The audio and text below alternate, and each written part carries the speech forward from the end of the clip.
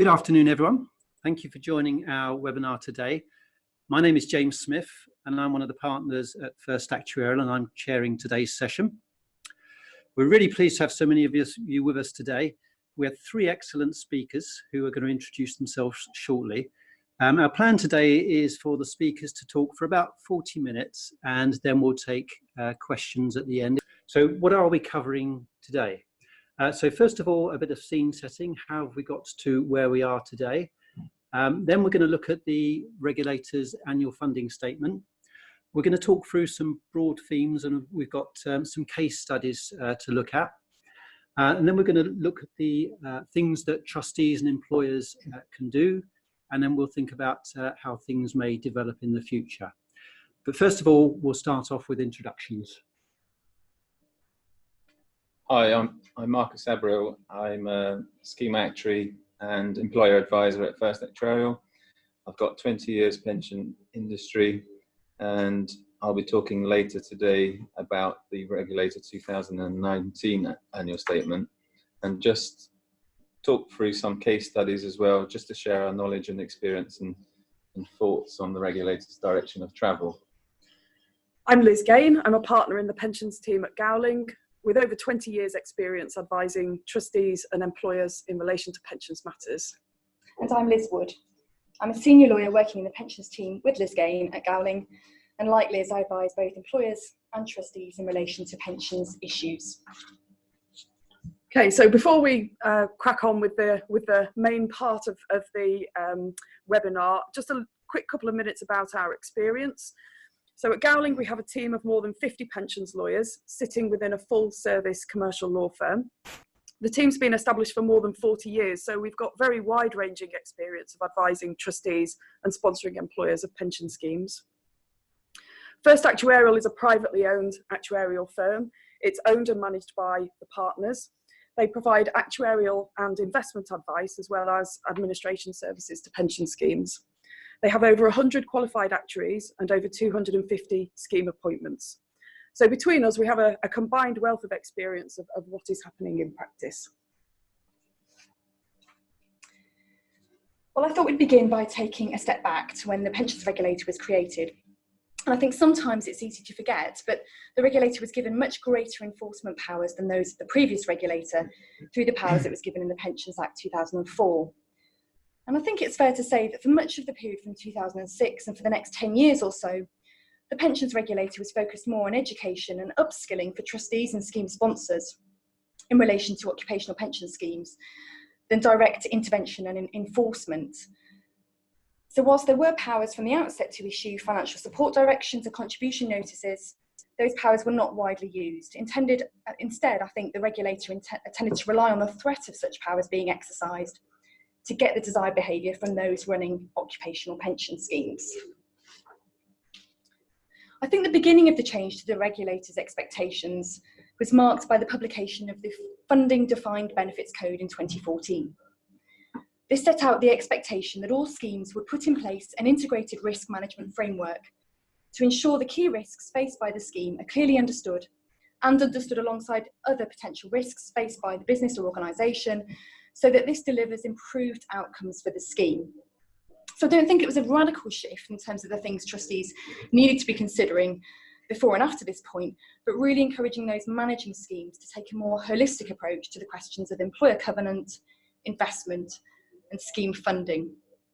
And one of the key principles of the IRM process is collaboration between the trustees and the scheme sponsor as part of an iterative process of constant monitoring of the scheme's funding position as it against its investment strategy and the employer's covenant. So I think it's fair to say that before 2016, we had that reinforced emphasis as demonstrated by the funding code to ensure that trustees and scheme sponsors were horizon scanning to ensure that risks faced by the scheme might be anticipated as part of an integrated risk management framework. What we then saw was a series of high-profile corporate failures or restructurings that were reported and scrutinised in the national media, particularly in relation to the role of the Pensions Regulator and the impact on members of the associated defined benefit pension schemes. So we had the collapse of BHS in April 2016, following the sale less than a year before of the business by Philip Green's Arcadia Group, for £1 to Dominic Chappell have been widely reported. And the trustees of the two BHS pension schemes had very much been kept out of the loop in the lead up to that sale. Very little ability for them to undertake DD, so due diligence on that sale, and no clearance sought from the regulator. And in response to the BHS failure, the regulator recognised later that it did need to act more proactively and efficiently and be more outcome focused. We then had the collapse of the contractor Carillion in January 2018, 28,000 members affected. Afterwards, that shareholder dividends have been prioritised by Carillion over and above the funding of its pension scheme, which had been poorly funded for a number of years, and that the recovery plan put in place for the scheme associated with Carillion was just too long. And again, some really serious criticism lobbied at the regulator, saying the regulator had been united in its feebleness and timidity, had been too passive and reactive to make effective use of the powers that it had. So whilst the regulator had threatened on 7 occasions to use the power to enforce pension contributions, it never actually used it in practice. And the Carillion directors knew it and got their way, said the Work and Pensions Committee later. And I think one of the most interesting points made in the Work and Pensions Committee report on Carillion was that whilst stronger powers being made available to the regulator would likely be of benefit, what was really needed was cultural change at the regulator to move away from being perceived to be perhaps just a paper tiger. In the face of these corporate failures and restructurings, there's been a general direction of travel which has been gradually moving in one direction. So we've had a series of reports and inquiries and investigations that you'll see on this slide into defined benefit schemes and the regulator's powers. And whilst the general consensus in 2017 in the government green paper on security and sustainability in DB pension schemes was that broadly the regulatory regime for DB pensions was satisfactory, there was also a general consensus moving towards increased powers for the regulator being needed. So now we have the pensions regulator positioning itself as clearer, quicker, tougher. And I think this can be seen to be no less than a real and marked cultural shift within the regulator to be more proactive and more assertive, to set clearer expectations on scheme trustees and employers earlier on, and to take a tougher stance towards compliance and enforcement.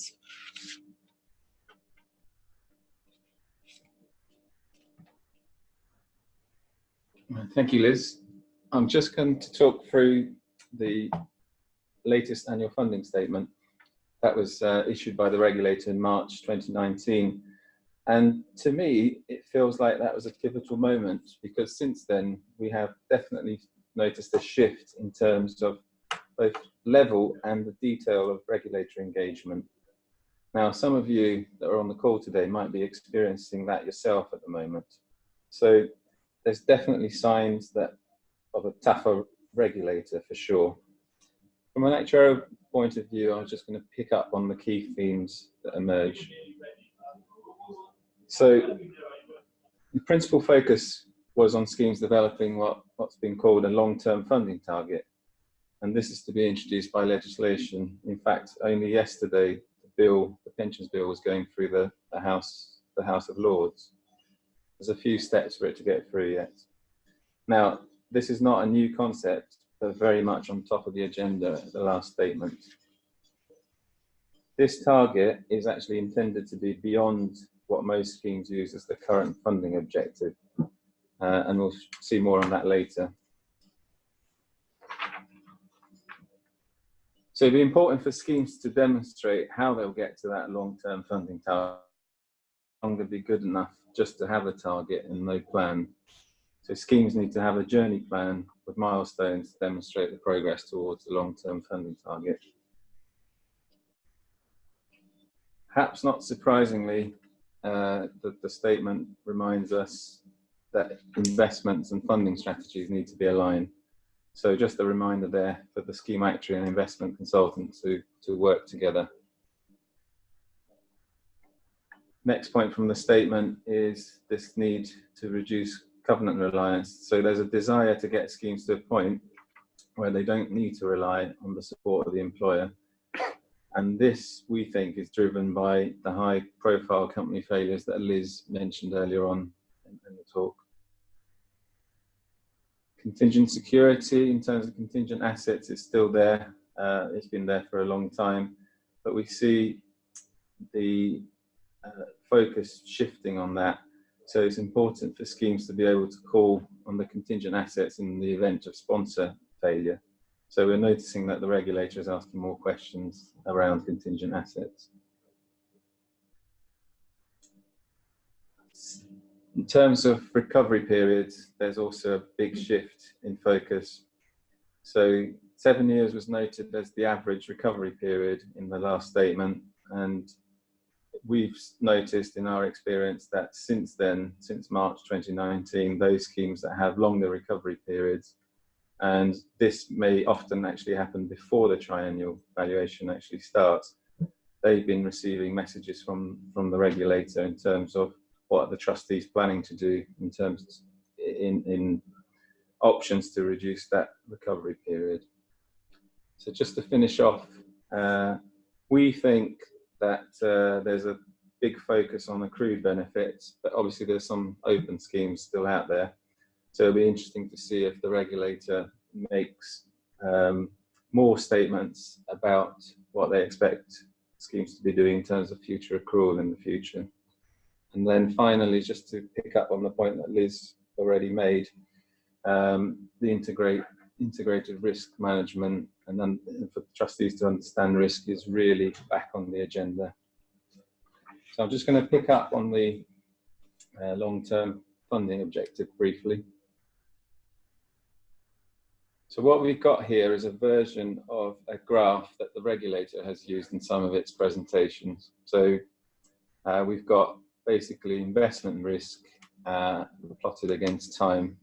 And if you like, the red dot on the left-hand side shows where a scheme might be at the moment. So they are taking some investment risk on the back of having a sponsor covenant that can support that level of risk. What the regulator wants you to think about is to get to the dot on the right-hand side, where over time you get to a point where you take less investment risk, very little in fact, and don't rely on the covenant. So we're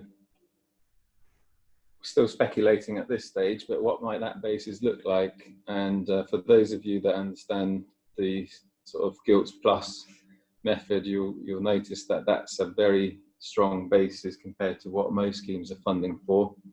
And what that means is basically for schemes to have a investment strategy that targets a return of gilts plus a 0.5% margin. So in terms of where gilts are at the moment, that might only be sort of 1.5% to 2% level of return, which is very low risk indeed. In terms of the time frame, when you get there, I've been to some presentations from the regulator and some of my colleagues have as well, and they kind of mentioned 10 to 15 years as not being an unreasonable period to get there. Obviously, the maturity of your scheme might come into play, so you may have had discussions with the regulator and they might be thinking in terms of much shorter period, but that will influence how they supervise schemes forward. So how you get from A to B, just quickly, obviously there are lots of ways and you need to think about that as trustees and sponsors. So you can get there in a straight line approach. That means you do de-risk very gradually. You might have some kind of trigger mechanism to get from one point to the other. You might make a decision now to take some risk off and then leave it alone for a while, or just to be a bit provocative, you might just keep your foot on the pedal in terms of taking investment risk, and then when you get to a point of being able to fund on that more prudent basis, you change your assets at that point. We probably think that the regulator is probably not going to like that orange dotted line, but just put it there. So in summary, there's going to be a number of factors that are going to come into play in terms of the future of getting to that long-term funding target. And it will also influence how the regulator monitors your actuarial valuations. So they're moving to their fried egg. Don't know how many people have seen this before, but essentially the system's called Comply or Explain. They also refer to it as Fast Track or Bespoke. But in essence, if your valuation falls into the middle and you comply, effectively you tick the box and you move on, but that might be a very prudent basis. We think most schemes are going to end up on the white, on the explain. So that means, and we don't know how that will actually happen in practice, but most schemes will have to explain their strategy. And if you're completely out of the egg or in the frying pan or in the fire, you can expect a knock on the door from the regulator. So just to finish off this section, just to point out for those of you who are not familiar with the statements, that the regulator has grouped schemes into 10 categories, and the idea is for trustees to be able to place themselves into a category, and then there's some suggested actions that they could take. But in summary, for me, the bar just keeps rising, because regardless of your group, it means less risk, more money, shorter recovery periods, and so forth. So my piece of advice for trustees and sponsors is, if you haven't done that already, is to get around the table with your advisors, formulate a plan for your long-term objective, and then you'll be in a much better position to be able to answer questions from the regulator. So I just laid out there some key points along the journey of your plan for consideration, but I won't go through it today. So I'm just going to hand over to Liz. Okay, thanks, Marcos. So before we move on and talk about some case studies, I thought it would be helpful for us just to pick up on some broad themes, because we've heard from Marcos about what the Pensions Regulator is saying in its publications about what it expects schemes to do. But I thought it would be helpful just to see what broad themes we are seeing in practice in the light of that guidance.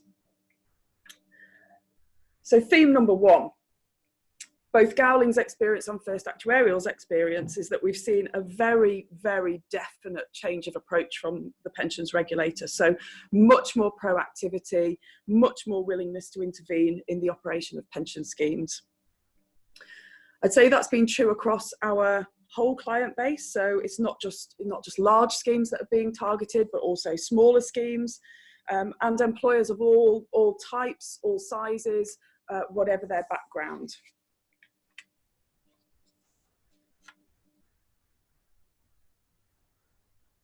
So theme number two, we've seen the regulator become involved at particular points in a scheme's life cycle.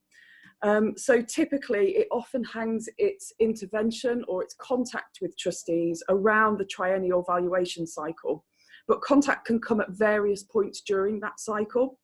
So we have experience of the regulator imposing conditions before it will sign off a valuation, so getting involved sort of towards the end of the process. But we've also seen the regulator become involved where it's actually effectively revisiting a valuation that it's already signed off, and it's doing that in anticipation of the forthcoming valuation. So writing to trustees and saying, although we signed this one off last time, actually we've got some concerns about certain things that were included last time, and for the forthcoming valuation, these are the parameters that we expect you to work towards.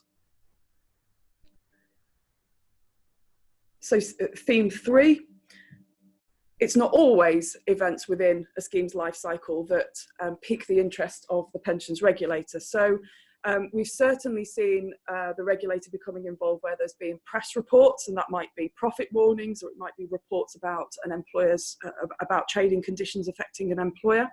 All of those things might prompt the regulator's interest. And we have certainly seen them monitoring things more closely for schemes sponsored by employers operating in certain sectors. So very recently, retail seems to have come under scrutiny, probably for obvious reasons. But also following the collapse of Carillion, we saw the regulator writing to businesses who were either directly or indirectly affected by that collapse, asking them specifically what the impact of that collapse was on the particular industry or the particular business in question, and asking what trustees were doing to monitor that and deal with any issues coming from it. We're also seeing interest currently in media and publishing organisations, and also not-for-profit employers such as trade unions and charities. And whilst, you know, our clients sometimes think that they are being targeted, perhaps unfairly, because of the environment in which they operate, or because perhaps they are very, very high profile, our experience is that increasingly actually the regulator's just looking to flex its muscle across all types and sizes of employer. So we'll come on and talk about this final theme when we look at the case studies, but actually we're finding that the regulator is asking for increasing amounts of information from trustees and scheme sponsors in order to be able to satisfy itself that all is as it should be. So what else are we seeing? Well, Pensions Regulator is actively asking trustees for information on how they have weighed up the competing versus the shareholders in their discussions with employers. Secondly, any letter that trustees seem to receive from the Pensions Regulator now seems to mention integrated risk management almost as a default question. It wants to know that trustees have a process in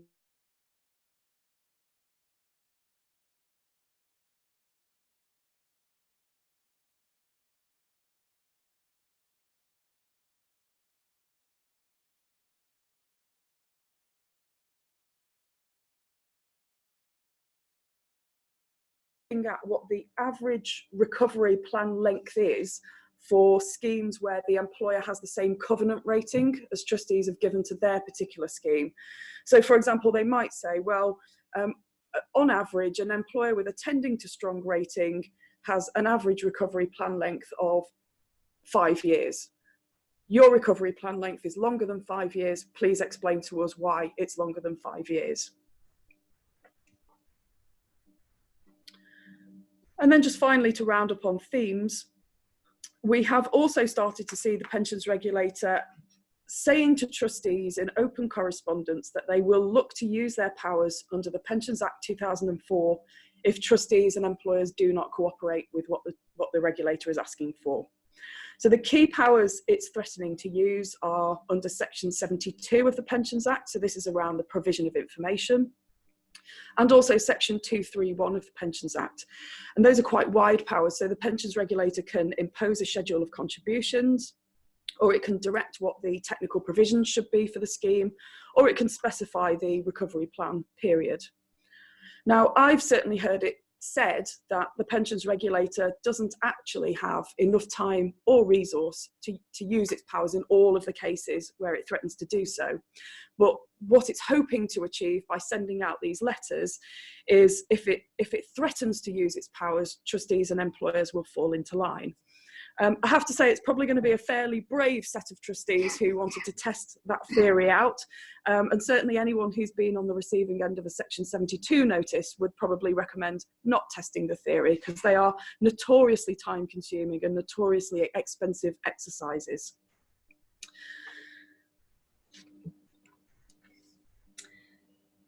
So we're now going to talk through 4 case study examples, looking at this from the perspective of both employer and trustee clients, bringing to life our experience of how the Pensions Regulator is intervening in a range of situations. And the first I'm going to talk about is the experience of a large not-for-profit employer client.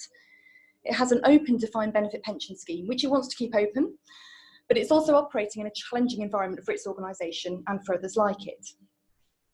And the Pensions Regulator was already involved when the last triennial evaluation was agreed in 2018.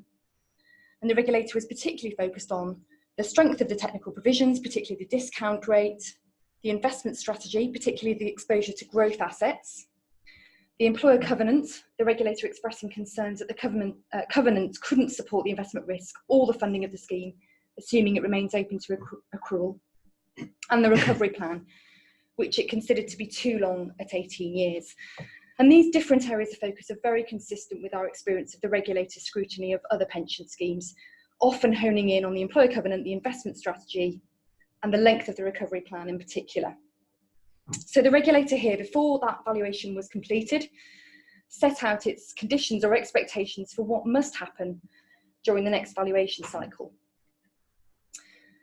And the employer here was required to undertake a wholesale review of its current pension arrangements, particularly to consider how it might structure future benefits to ensure that what the regulator considers to be appropriate DRCs, deficit reduction contributions, are made to the scheme. And the regulator remains very much involved in that review, seeking regular updates from all stakeholders, including attending at review group meetings. So the regulator is very much setting its expectations here around future benefit design, which is much more proactive about this than we've seen before. The regulator also required here that an independent professional trustee was appointed to the scheme. And the regulator was very proactively involved in the appointments, both agreeing the shortlist of proposed independent trustees and meeting with the trustee before they were formally appointed. We've seen a number of cases now for other clients where they too have been asked to put in place an independent trustee. In this case, the scheme's been placed in what the regulator calls relationship supervision, which I'll talk a bit about in a few later slides.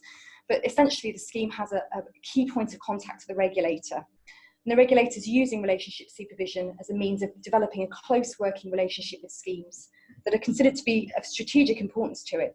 But essentially, I think this is around assessing the key areas of the scheme's operation. Is everything working as it should be? For this scheme, the relationship supervision may not be the end of the story. The regulator has here indicated it may consider exercising its Section 231 powers in relation to the scheme, particularly if it's not satisfied with the outcome of the pensions review process. And in our experience for other clients in the pensions team at Gowling, once an investigation is opened, the regulator can pretty swiftly move to imposition of a Section 231 notice. So this case study remains very live. I don't know where that the scheme sponsor and trustees will ultimately get to, but it might be worth adding as a final point on this case study that the tone of the regulator's engagement over the past year, particularly in its correspondence, but also in its dealings with the trustees, has been very proactive, very assertive. The letters that we're seeing from the regulator to trustees and scheme sponsors are markedly different in tone and content from what we might have seen several years ago. So case study 2 is basically a case we have where the actuarial evaluation has been completed and then the regulator has basically started asking questions of the trustees. Now, this particular scheme is a closed defined benefit scheme, and it's fair to say that they invest most of their assets in growth type assets such as equities. Now, the investment strategy itself hasn't really been challenged in the past by the regulator to any great extent, so it came as a bit of a surprise, the level of questioning that has been taken place so far on this cycle. On the face of it, we've got a very, very strong covenant backing this scheme. We've got an employer who has enough cash to meet the buyout deficit several times over. So the buyout deficit is not what the scheme funds for, but it's the much higher target if they were to go to an insurance company. So not many schemes in the country can really point to that level of backing from the sponsor. In fact, this particular sponsor, just with 1 year's profit, is able to meet the buyout deficit, just to give you an indication of the strength. And it also has excellent prospects in terms of the client retention that it can point to and guaranteed future cash flows. So in the past, you wouldn't expect this type of scheme to really get that much attention from the regulator, but there is definitely so far a strong direction from the regulator that this scheme should be taking less investment risk, and they are really playing the low reliance argument, which was what I tried to demonstrate in the graph earlier, to move to a much less risky investment strategy. One other interesting point to draw out of this case study is that this particular employer, if there was upside in terms of returns on its investment strategy, it's happy to share that upside with the members in the form of discretionary increases. So one could argue that if the schemes decides to take less investment risk going forward, they won't be able to possibly pay those discretionary increases to members. So members might in fact lose out. So just wanted to leave that thought with you. Okay, so moving on to case study 3. This is a trustee client. The scheme was first brought to the Pensions Regulator's attention in the summer of 2018, when the regulator picked up on some press reports about difficult trading conditions relating to the sponsoring employer. The sponsoring employer operates in a sector that the regulator had been, quote, interested in. The engagement was fairly innocuous to start with, so the thrust of the initial engagement was just to understand the trustees' approach to covenant monitoring, including whether any mitigation was required in the light of the difficult trading conditions.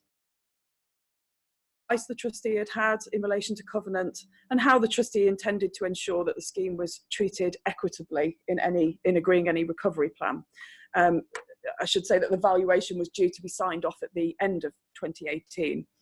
The regulator gave the trustees 14 days to respond to that letter, but the trustees took the approach that they were going to comply with that timetable, and they were going to be very open and upfront with the pensions regulator, just simply setting out a factual response. They had hoped, obviously, that the regulator would leave them alone at that point, but that was not to be the case. The regulator came back and asked for copies of the covenant review, copies of the affordability report, and asked to be kept in the loop on any discussions with the employer. The trustees again cooperated. They outlined their current thinking on the valuation process, the reasons for it. They asked the regulator whether it had any questions that it would like to raise with the employer. And in response to that, the pensions regulator responded in writing with several observations on the approach that the trustees were taking. So it suggested that they needed to obtain an updated covenant report because the one that they were working off was 6 months old. They considered that the covenant assessment that the trustees had, which said that the employer was strong, was not correct. They asked for analysis showing the relative recourse to the competing creditors in a restructuring or in an insolvency scenario. They asked the trustee to consider whether the funding basis and the recovery plan was still appropriate in the light of the concerns. They asked that covenant monitoring protocols and contingent mechanisms were agreed as part of the valuation discussions.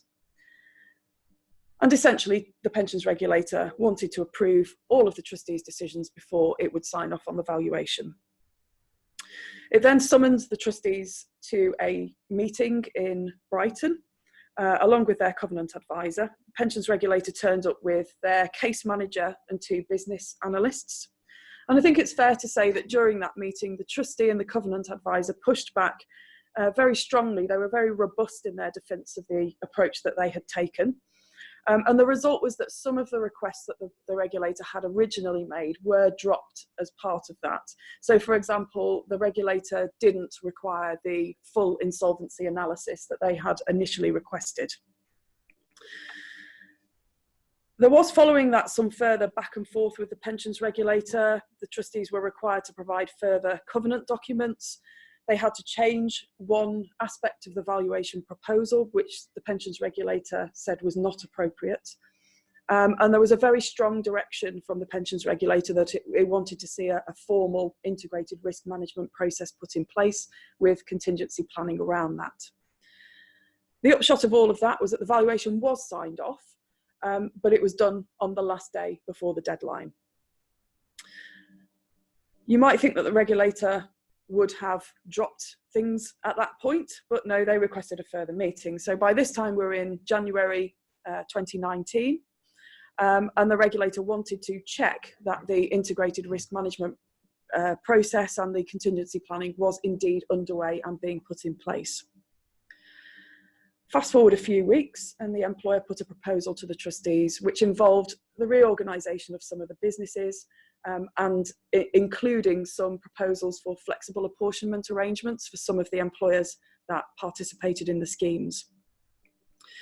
The pensions regulator insisted at that point on being in the thick of negotiations and said to the trustee that it should not agree to any flexible apportionment arrangements until the pensions regulator had okayed them. They asked to see the legal and covenant advice around the FAAs at that point. The trustee sort of carried on negotiating with the employer, and they negotiated a very sensible agreement with the employer. The trustee took full advice from its advisors, in particular its covenant advisors, and it looked for sign-off from the pensions regulator at that point. At that point, the pensions regulator, having kept the trustee to a very, very tight timetable, then stopped responding. It went very, very, very quiet. They were ignoring calls, they were ignoring emails, and it took around 6 months to get their agreement to the flexible apportionment arrangements. Interestingly, there were no changes, so they did not object to what the trustees had actually agreed. So there was a huge amount of delay with no apparent benefit or reason for that. The FAAs were eventually submitted at the end of 2019, so almost a year after the negotiations first started. And the pensions regulator's response to that, instead of just signing them off, they have now sent back a whole ream of questionnaires for the trustees to complete, asking for all of the information that was already provided as part of the original negotiations. We don't know whether that's because the submission of the FAAs went to a different part of the pensions regulator. So our experience on this is we've had a very cooperative set of trustees, a very cooperative employer. We have an independent trustee already appointed to this board, third-party advice at every term, and the pensions regulator seemingly won't let go of its grasp of this scheme. So more than 18 months on from TPR's first involvement, here we are still having to deal with the pensions regulator. So on to our last case study, and I don't plan to spend a lot of time on this, but I think it does bring together a lot of the things that we talked about today. So this is a small defined benefit scheme, and it has a long recovery period in terms of the recovery plan. So as you'd expect this scheme to get some attention now, but perhaps the level of detail that's been asked is what's been quite surprising. So this particular scheme had done an independent covenant review, so it wasn't just enough this time to say that you have taken that advice and just given the regulator the rating that you come up with. So the regulator has actually asked to see the advice, and also they asked to see some documents that was used for the actual advice itself, and then very specific questions about profit since that advice was taken, both in terms of what's actually happened between the date and future projections. Another point that we've already mentioned today is this idea of contingent plans. So this is not a scheme that I advise personally, so I don't know if this scheme has or hasn't got contingent plans, but I suspect there'll be a number of schemes out there who don't necessarily have contingent plans ready to pass to the regulator. So there is a shift in the amount of detail that's being asked, and that, as I mentioned earlier, this scheme also has a contingent asset, and the level of questions about the contingent asset itself much more detailed. So not just simply that you have a contingent asset, but a lot of detail around. Also, in terms of the actuarial investments, if you like, more detail in terms of what surprised me, that they wanted to see cash flows from the scheme. So perhaps they're thinking of running the valuation themselves or something. And the theme that we touched on quite a lot today is they asked for a copy of the integrated risk management advice.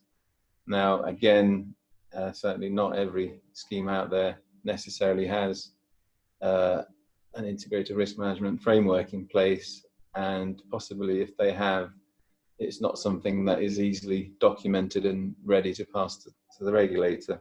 So a lot of themes there that we talked about today, and also just a reminder that this is a small scheme, so they're also getting contacted from the regulator. So hopefully the case studies have given you a flavour for what we're seeing from our respective clients' perspective. And I think it's evident there's been a sea change in terms of how proactive the regulator is seeking to be in terms of its scrutiny of many occupational pension schemes, regardless of almost of the size of the scheme, or the industry or sector the employer operates in. And as we've seen, in some cases, the regulator is intent on intervening, even where there's a strong employer and the scheme is in a positive funding position, as in the second case study. It might be helpful to talk through briefly what the pensions regulator scrutiny might look like on a day-to-day basis. So in terms of general principles, once the regulator wants to become involved with the scheme, it will liaise with the trustees and the sponsoring employer, and it may leave the trustees and its advisors to do the work of engaging with the company.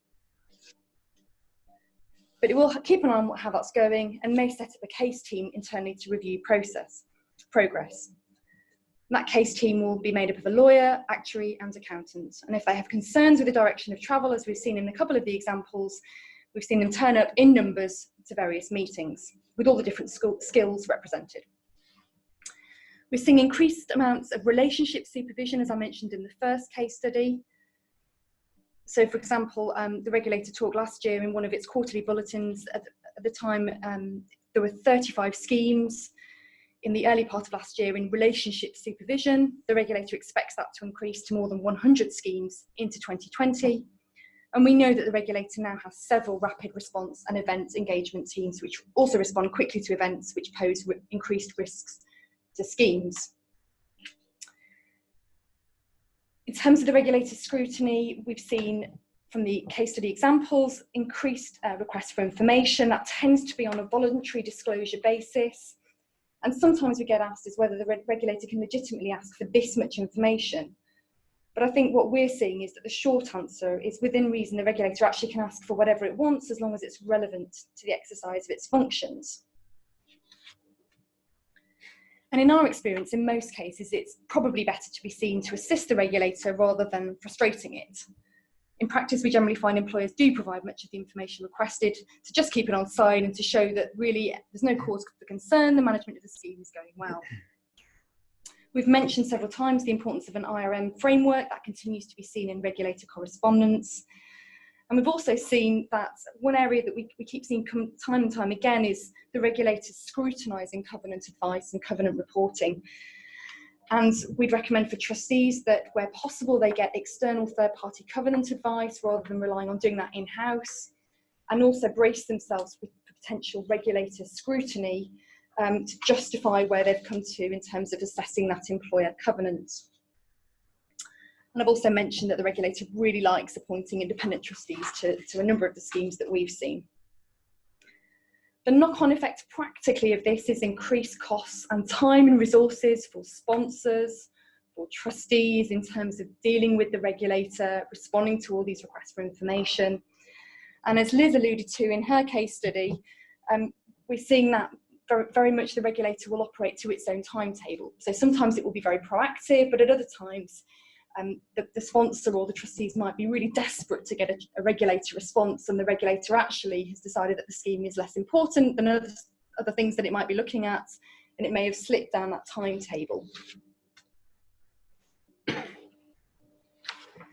In terms of future developments, well, Marcos mentioned that we've now got the much anticipated pension schemes bill weaving its way through Parliament. We don't know when that exactly is going to be brought into force, but there does seem to be general consensus that will come into force at some point in the midst of other parliamentary business. And the new pensions regulator powers include a new power to issue civil penalties for up to 1 million for serious breaches of pensions requirements, and 3 new criminal offences, really intended to target individuals who willfully or recklessly mishandle pension schemes. We also, of course, have the long expected update to the pensions regulators defined benefit funding code of practice. So that's all we plan to cover today. We've had plenty of questions come through, so we've covered a lot there, and we are up against time, but we will run through as many of these questions as we can. So the first one, are you seeing a consistent approach across schemes by the regulator? It seems to vary quite significantly in similar situations depending on the team at the regulator. Yes, so I think my experience certainly is that is indeed the case. So we have experience of certainly much more proactive engagement on some schemes without any particular rhyme or reason. And I think it does depend on which case team you get, and perhaps how much time they have on their hands. We have heard that the regulator has increased the number of people working there by some 200 people in order to try and give it the resource that it needs to deal with the sort of increased engagement that it's having with schemes. But I think the inevitable consequence of that is that it's going to be very, very difficult for the regulator to maintain any kind of consistency across the board. I understand that the regulator is working on that by providing training and making sure that there are internal protocols, but we haven't necessarily seen those come through in practice yet. Okay, thank you. Next question. What teeth can the pensions regulator give to trustees where the UK plan is part of a global group and dividends exit the group much higher up the structure and outside of the UK? How can the pensions regulator help? Is it worth mentioning the new penalties for directors of companies? That will be part of the pensions bill. Yep. Effectively, there'd be much higher penalties, even prison sentences, I think, isn't it? Yeah, no, that's absolutely right, Marcus. Yeah. Next question. Do you envisage the pensions regulator will use Section 231 powers to create an insolvent scheme scenario, effectively forcing the trustees with wind-up power to exercise them to terminate the scheme? That's a really good question. I don't know, but what we do know is that the powers that the regulator has under Section 231 are more broad than you might think, and we've certainly seen the regulator in our day-to-day experience suggesting that it might use the Section 231 powers in ways that we hadn't necessarily anticipated were possible under the legislation. So, for example, tapping into reserves of other participating employers in connection with a scheme, where you might have normally expected that maybe contribution notices or possibly financial support directions might have been used previously. And of course, that the other aspect that sometimes gets forgotten is that the regulator has the power under Section 231 to even impose what a future benefit structure of the scheme might look like for the future for those schemes that are open. So again, I think we're seeing tip of the iceberg at the moment in terms of how the regulator might seek to be creative before the pension schemes bill comes into force around how it uses those existing powers. And next question. You mentioned that TPR said that the covenant assessment, I think this is for one of the case studies, Yes. Covenant assessment of strong was wrong. Is it normal for TPR to think it knows better than professional advisors? It certainly happens quite regularly, and I think perhaps more regularly than you might expect, particularly where you've got independent third parties appointed. I have in fact seen one situation where the regulator took such a strong stance that it went on to appoint its own covenant assessor and then told its own covenant assessor that the covenant assessment was wrong as well. So it doesn't necessarily believe anything that it's told by third parties. It clearly has experts on the inside, so that there may be good reasons behind that. But it's certainly from a trustee perspective, from an employer perspective, as Liz mentioned, it just has the impact of ramping up the costs. I'm not quite sure what trustees can do about that, because if you appoint an independent third-party advisor, you would expect to be able to rely on that advice. Yeah, and I think it's fair to add that in many cases the covenant advisors we've seen are, very mainstream. They're very well known. They're very well respected covenant advisors. Yeah. So I absolutely would echo what you're saying, but it's a consistent theme, isn't it? Absolutely. It seems to happen time and time again that the regulator just comes back and says they're not satisfied with where the covenant's got to. Yeah, indeed, and we've seen it with other advisors too. So we've certainly seen them come in and say that they didn't like how an independent trustee was operating, for example, and have replaced an independent trustee, and a matter that I'm aware of. Final, very quick questions. So does the pensions regulator pass on professional costs? No. No, it doesn't. No. So unfortunately, we've run out of time there. Thank you all for joining the webinar, and thanks for all your questions. Sorry we didn't have time to get through them all. Thanks very much for our excellent three speakers, and goodbye.